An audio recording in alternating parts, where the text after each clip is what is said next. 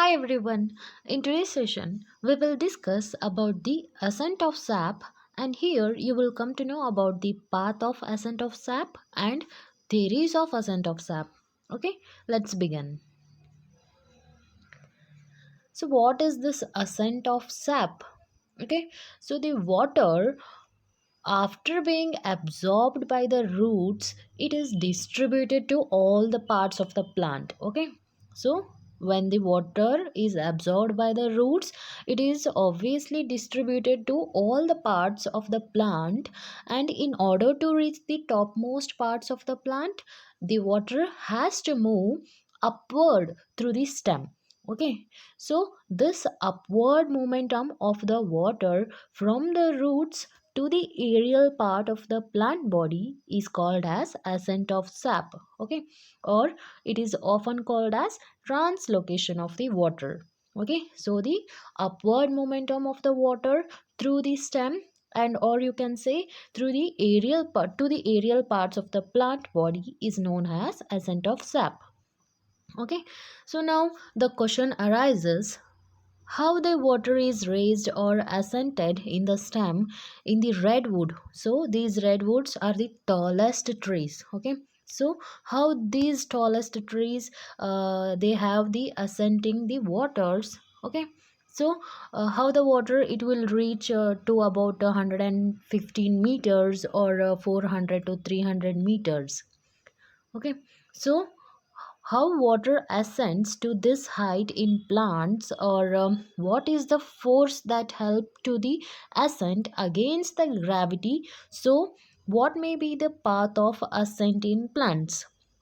Okay, so the ascent of sap means upward momentum of the water is known as the ascent of sap. Okay, so it can be studied or understand in two ways, that is path of ascent of sap as well as mechanism of ascent of sap. Okay, so the path of ascent of sap, so this path of ascent of sap, it is well explained that the ascent of sap takes place through the xylem, and we know that xylem consists of four elements. They are tracheids, trachea, and xylem parenchyma, xylem fibers.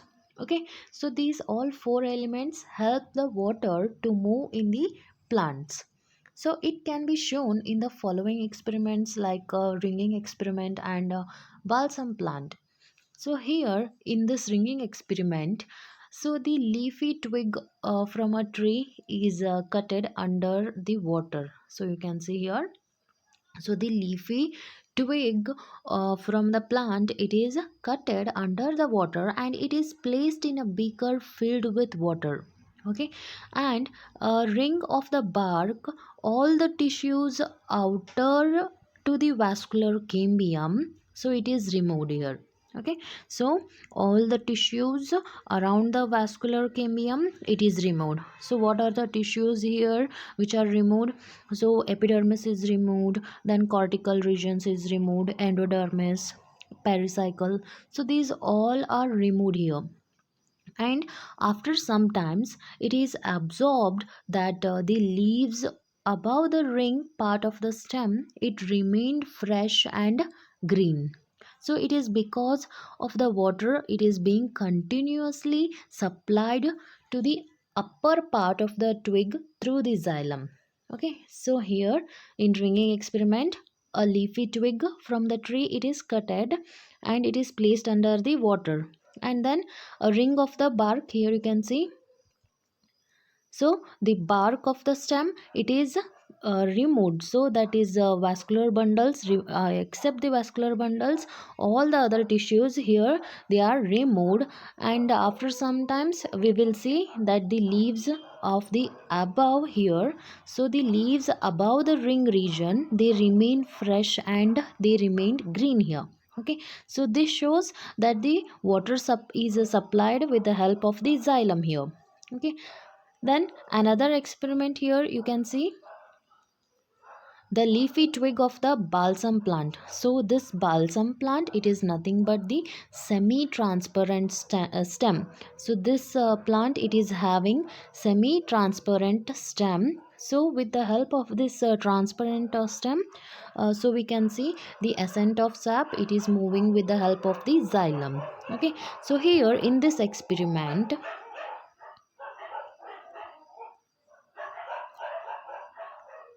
so the leafy twig of the balsam plant is cutted under the water to avoid the entry of the air bubbles, and it is placed in a beaker containing the water with some eosin or a dye which is dissolved in it. Okay, so after some time the colored lines will be seen moving upwards in the stem.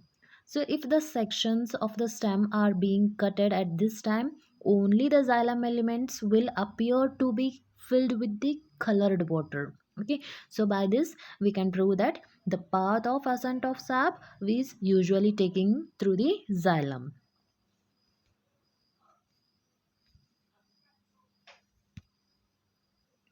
So now we came to know about the path of ascent of sap. Okay, so moving to its mechanism. So the mechanism of ascent of sap, usually it is understood in three theories, that is vital force theories, root pressure theory, and physical force theories. Okay, so the mechanism of ascent of sap. So in small trees and herbaceous plants, the ascent of sap can be explained very easily, but in tall trees like eucalyptus, they are the tallest and thickest trees of some of the present day, and sometimes reaching the height of 300 to 400, where the water has to rise up to the height of several hundreds feet. So the ascent of sap in fact becomes a problem there. And although the mechanism of the ascent of sap is not well understood, a number of theories have been put forwarded to explain it. Okay, so the theories of the ascent of sap, it is usually having vital force theory, root pressure theory, and physical theories, physical force theory, you can say.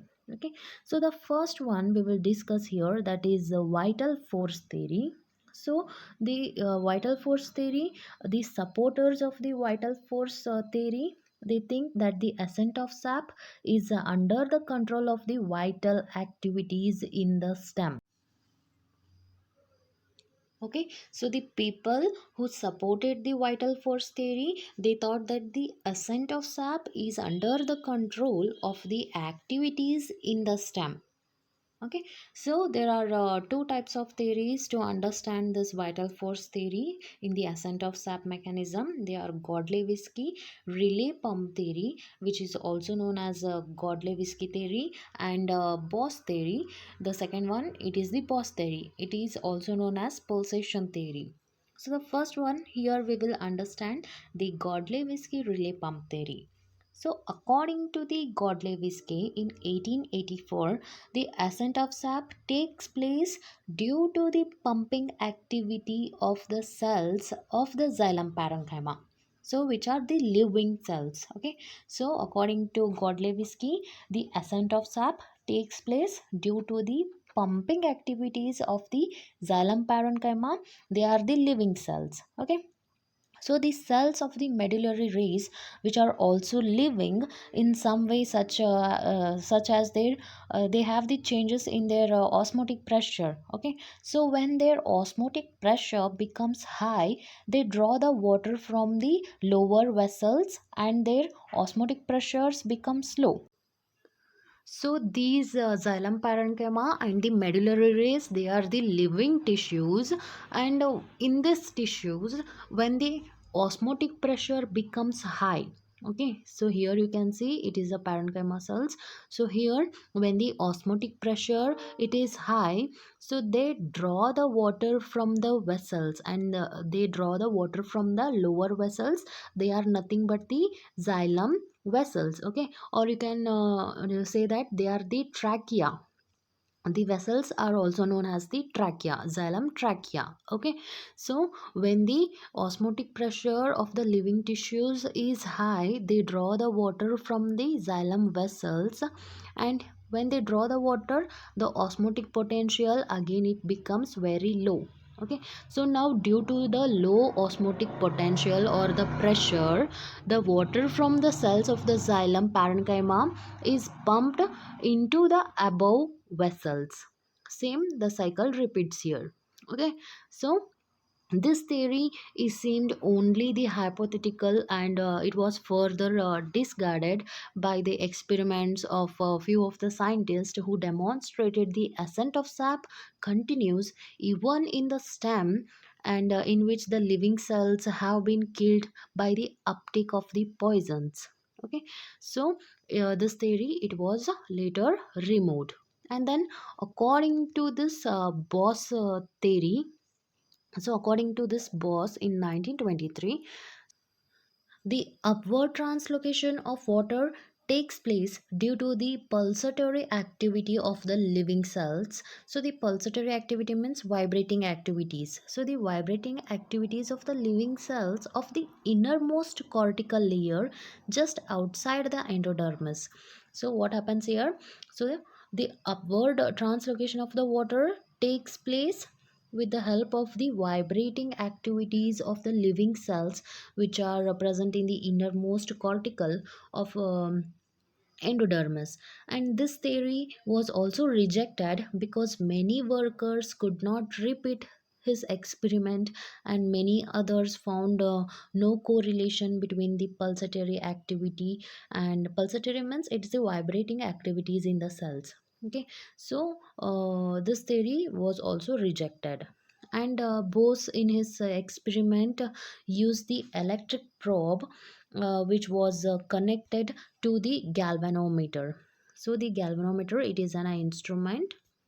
So he connected the electric probe to the galvanometer, and when the needle of the electric probe was inserted into the stem, slowly and slowly the needle of the galvanometer showed some oscillations. But when the electric probe needle reached the innermost layer of the cortex, the needle of the galvanometer showed violent oscillations. Okay, so he attributed this to the pulsating activity of this cell.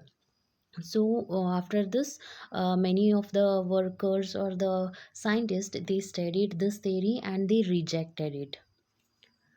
So another theory, it is the root pressure theory. So this root pressure theory it is not in your syllabus, but also it is having mechanism in the ascent of sap. So I will explain few about this. So although the root pressure theory or the root pressure which is developed in the xylem of the roots. Okay, so this root pressure which is developed in the xylem of the roots, and can raise the water to certain height, but it does not seem to be effective force in the ascent of sap. So what is the reason for this? So the magnitude of the root pressure is very low, so it is about 2 atms, and then even in the absence of the root pressure, the ascent of sap it continues. Okay, for example, we can see when the leaf twig is cut under the water and it is placed in a beaker full of the water, so it remains fresh, and it remains green. Okay, so for this sufficient long time it remains very fresh. So the root pressure theory here it also fails. So in gymnosperm root pressure, so in the gymnosperms the root pressures has rarely been observed here. Okay, so this theory, the root pressure theory means the root pressure which is developed in the xylem of the root, it can be raised in certain height, but it does not seem to be very effective, with the many reasons like magnitude, and even when the roots are cut the ascent of sap it takes place here. So the theory of the root pressure it is also rejected. Then the next theory comes here, that is the physical force theory. So here in physical force theory you will study the capillary force, imbibition, also transpiration pull and cohesion of the water theory. For your syllabus there is only transpiration pull theory, and but also we will discuss the capillarity or capillary force and the imbibition theory here. Just we will know what happens in that. Okay, So in plants, the xylem vessels, they are placed one above the other in the form of capillary tubes. Okay, so it was thought that the water arises in the capillary tubes. So how this water arises in the water? So here in the ascent of sap manner, the water is arised in the capillary tube due to the capillary force.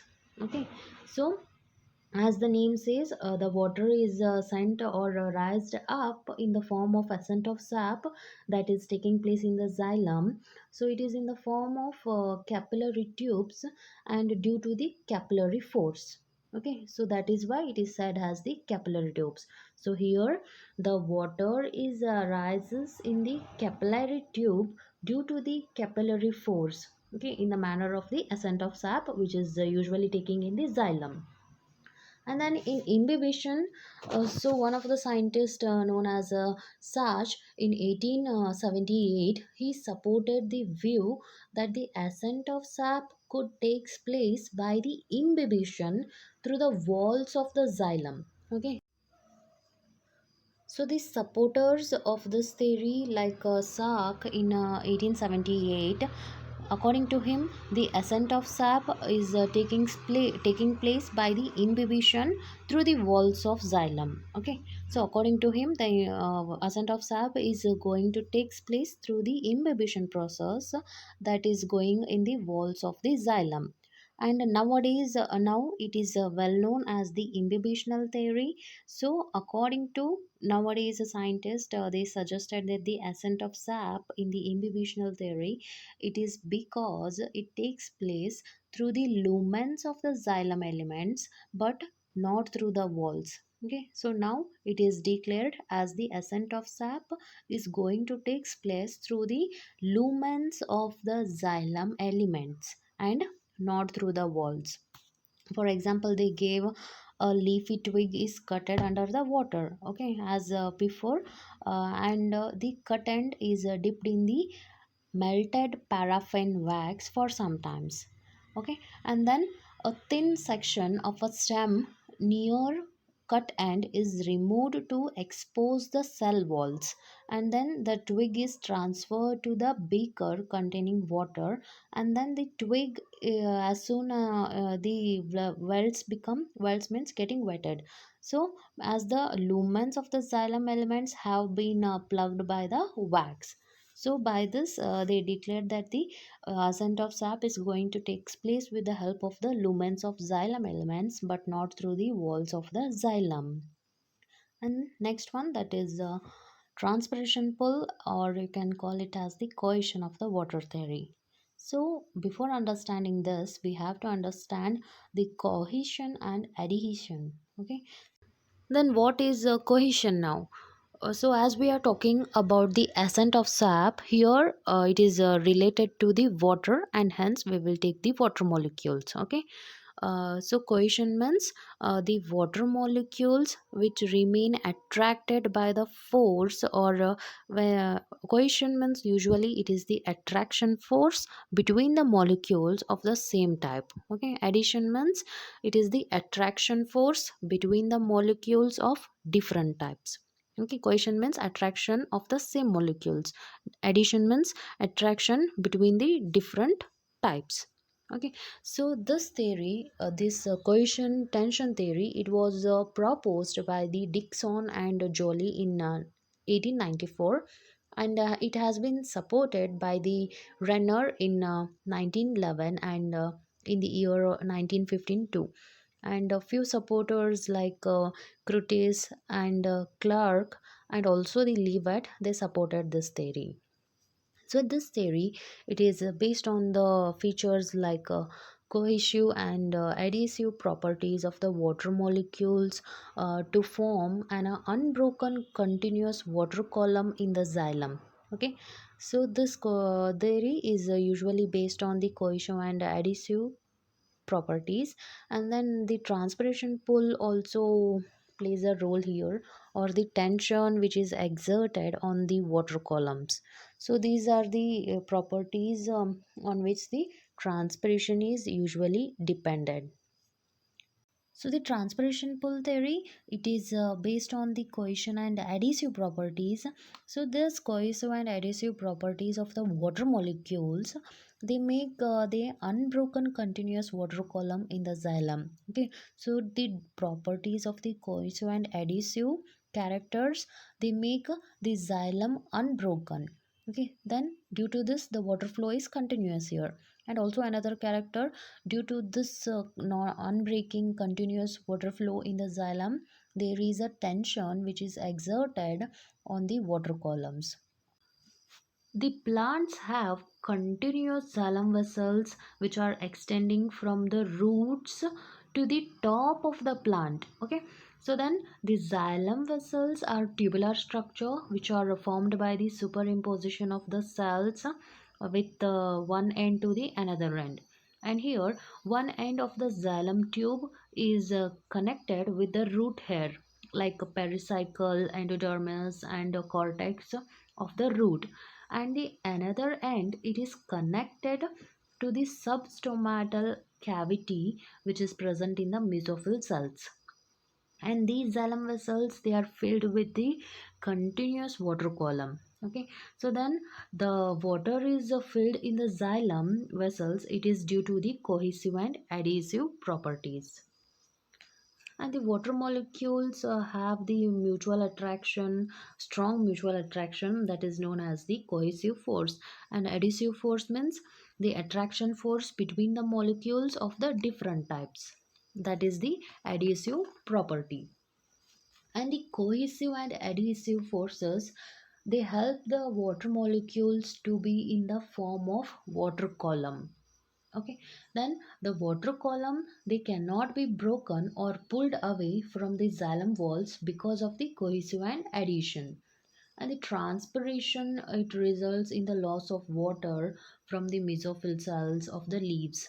And the cell sap of the mesophyll cells, by losing the water, it becomes concentrated and its osmotic potential, it is increased. And with the result, the water potential becomes more negative, that is it becomes less. And at the same time, the xylem vessels of the leaves have more water or high water potential.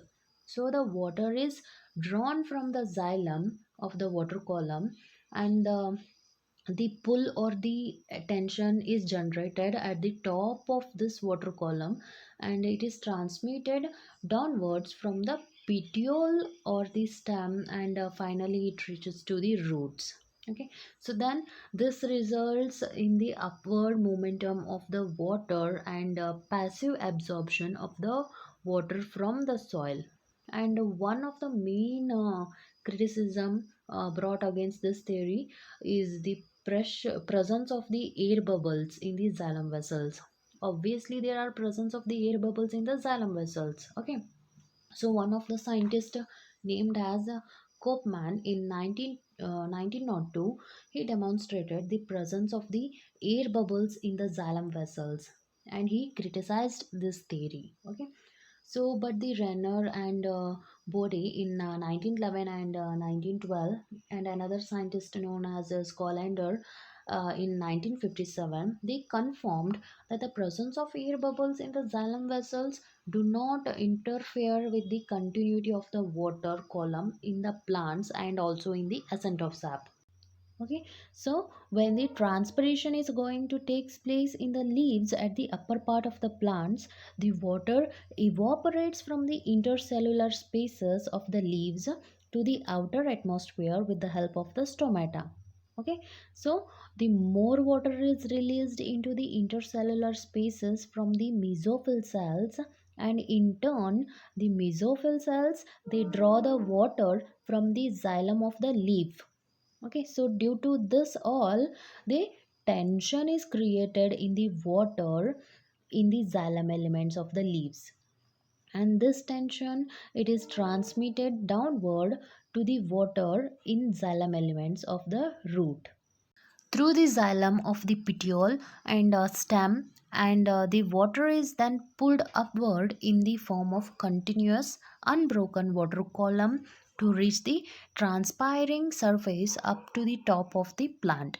And according to some of the workers, the main objection against this theory is that certain air bubbles present in conducting canals of the xylem will break continuity of the water column. And this has been seen by the others who say that there are no air bubbles, and if at all they are present, they will not break the water column, which will remain continuous through the other elements of the xylem. Okay, so this was about the transpiration pull or cohesion theory. And there are evidence in support of the cohesion, like chute attached to the tube having water.